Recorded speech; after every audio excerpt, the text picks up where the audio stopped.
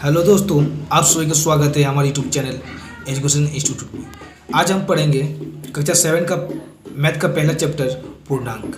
देखेंगे पूर्णांक किसे कहते हैं, उससे रिलेटेड जो भी है उसे देखेंगे। ठीक है दोस्तों, चलिए दोस्तों, आज हम लोग पढ़ेंगे कक्षा 7 का जो पहला चैप्टर है गणित का यानी मैथ का। ठीक है दोस्तों, पहला चैप्टर है पूर्णांक यानी कि इंटीजर्स। ठीक है दोस्तों, आज हम लोग पढ़ेंगे पूर्णांक किसे कहा जाता है, पूर्णांक में क्या कौन कौन सी चीज़ आते हैं उसके बारे में हम जानते हैं। चलिए आगे पूर्णांक क्या दोस्तों, पूर्णांक। अब हम लोग पूर्णांक समझते हैं कि पूर्णांक किसे कहते हैं। पूर्ण संख्याएं ऋणात्मक संख्याओं के साथ मिलकर संख्याओं का एक संग्रह बनाती है जिसे पूर्णांक कहते हैं। तो पूर्णांक समझने के लिए हमको क्या समझना पड़ेगा दोस्तों, पूर्ण संख्या समझना पड़ेगा और ऋणात्मक संख्याओं को समझना पड़ेगा, तभी हम समझेंगे पूर्णांक किसे कहते हैं। ठीक है दोस्तों, तो पूर्ण संख्या हम दोस्तों थोड़ा आप लोगों को नीचे लिख दिए हैं ताकि आप लोगों को जल्दी से समझ में आए, इसलिए यहाँ पे हम लिख चुके हैं पूर्ण संख्याएं। ठीक है दोस्तों, तो पूर्ण संख्या किसे कहते हैं दोस्तों, ना प्राकृतिक संख्याएं शून्य के साथ मिलकर पूर्ण संख्याओं का संग्रह बनाती है। क्या बनाती है, संग्रह बनाती है। लेकिन ये पूर्ण संख्याएं भी हमें समझ में नहीं आया क्योंकि यहाँ पे क्या लिखा है दोस्तों, प्राकृतिक संख्याएं लिखा हुआ है। अब प्राकृतिक संख्याएं हमको समझना पड़ेगा तभी हम पूर्ण संख्या को समझ पाएंगे, और पूर्ण संख्याएं समझ में आएगा तभी हम पूर्णांक को समझ पाएंगे। ठीक है दोस्तों, तो प्राकृतिक संख्याएं जैसे दोस्तों क्या क्या हो जाएगा, 1 2 3 4 और भी बढ़ती जाएगी। ठीक है दोस्तों, यानी कि जो संख्या हमारे 1 से स्टार्ट होती है उसे हम प्राकृतिक संख्याएं कहते हैं। लेकिन जब क्या होती है, जब इसमें 0 ऐड हो जाती है यानी 0 से हम पढ़ना स्टार्ट करते हैं तब ये हमारा पूर्ण संख्याएं कहलाती है। यानी कि दोस्तों अब हमको समझ में आ गया कि 0 1 2 3 4 5 ये संख्याएं हमारे क्या हो सकते हैं, पूर्णांक संख्या के साथ शामिल हो सकते हैं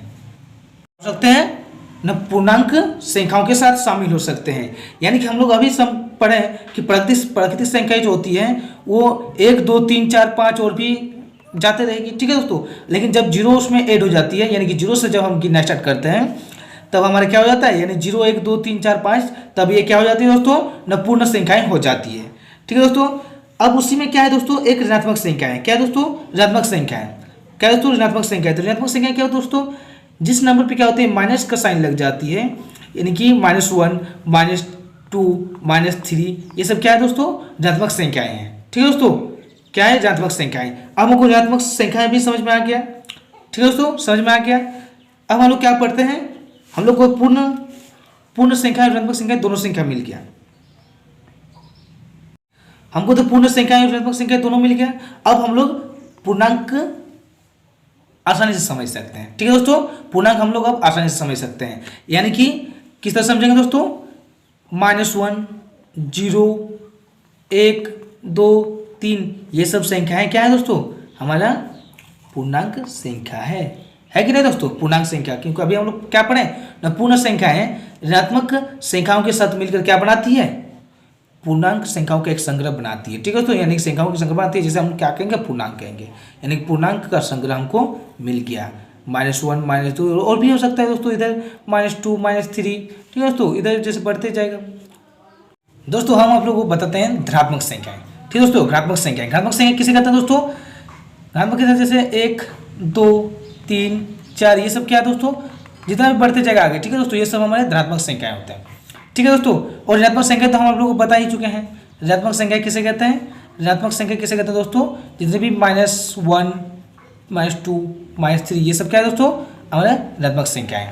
ठीक है दोस्तों, अब हम क्या करते हैं, एक संख्या रेखा दिखाते हैं। ठीक है दोस्तों, क्या दिखाते हैं, संख्या रेखा। संख्या रेखा किसे कहते हैं, यानी क्या होता है वो संख्या रेखा बताते हैं। ठीक है दोस्तों, तो चलिए दोस्तों, ये है हमारा संख्या रेखा। ठीक है दोस्तों, क्या बन गया, संख्या रेखा। तो संख्या रेखा में क्या होता है दोस्तों, 0 से ये 0 को बीच में रखा जाता है। ठीक है दोस्तों, क्या होता है, 0 को बीच में रखा जाता है, और इधर जो भी संख्याएं आते हैं, ठीक है दोस्तों, यानी कि दाएं तरफ जो भी संख्याएं आते हैं हमारे, ठीक है दोस्तों, ये क्या होते हैं, धनात्मक होते हैं। क्या होता है दोस्तों, धनात्मक होते हैं। ठीक है दोस्तों, और जो भी बाएं तरफ हमारे जो भी नंबर आते हैं, यानी कि इधर जो भी नंबर आते हैं, ठीक है दोस्तों, इधर जो भी नंबर आते हैं वो हमारे क्या कहलाते हैं, ऋणात्मक संख्याएं कहलाते हैं। ठीक है दोस्तों, यानी कि इधर जो भी संख्या होती है वो क्या होती है, घटते जाती है।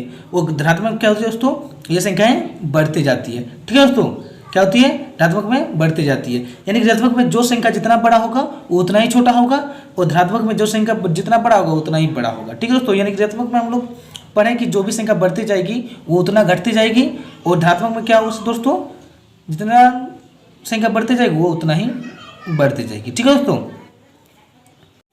तो दोस्तों अब बताइए जीरो हमारा क्या हो सकता है, जीरो क्या हो सकता है, जीरो ऋणात्मक संख्या है या फिर धनात्मक संख्या है, क्या है दोस्तों, जीरो ना ही ऋणात्मक संख्या है और ना ही धनात्मक संख्या है।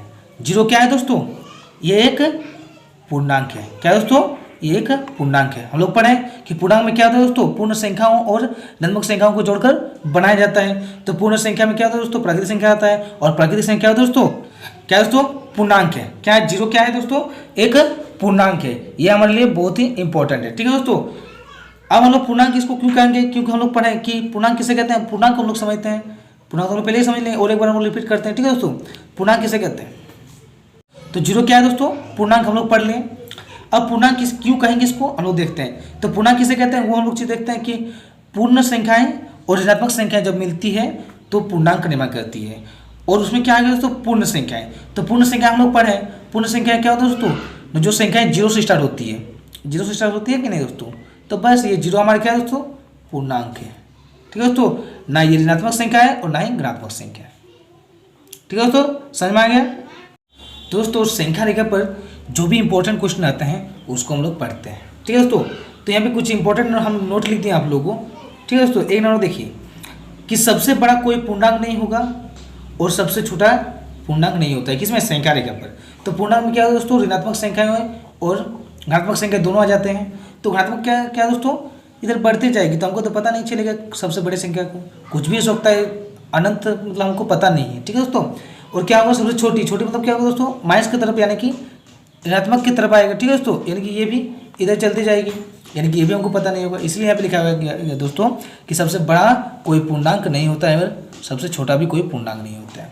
ठीक है दोस्तों, और दूसरा नंबर पे क्या है दोस्तों, संख्या रेखा पर स्थित कोई भी पूर्णांक अपने बाईं ओर के पूर्णांकों से बड़ी होती है।